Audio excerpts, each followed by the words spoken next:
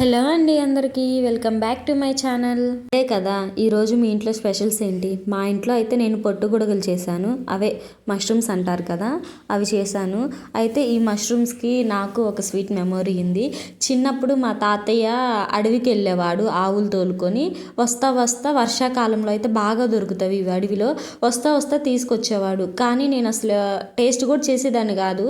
మా తాతయ్య బ్రతిమలాడుతూ ఉండేవాడు, తినమ్మా తినమ్మా తినమ్మా అని. కానీ ఒక్కసారి కూడా తినేదాన్ని కాను. కానీ ఎప్పుడో ఒకసారి మా తాతయ్య మాట విని ఏముందిలే ఒకసారి టేస్ట్ చేద్దాంలే అని తిన్నాను. చాలా బాగున్నాయి. అప్పుడు అర్థమైంది మా తాతయ్య ఎందుకు ఇలా చెప్పేవాడు, ఎందుకు ఇన్నిసార్లు బ్రతిమలాడాడని.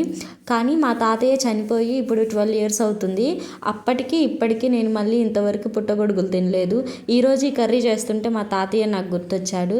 ఎవరైనా పెద్దవాళ్ళు ఉన్నప్పుడు వాళ్ళు చూపించే ప్రేమ మనకు అప్పుడు అర్థం కాదు, వాళ్ళు లేనప్పుడు మనకు అర్థమవుతుంది. ఈ వీడియో మీకు నచ్చితే ప్లీజ్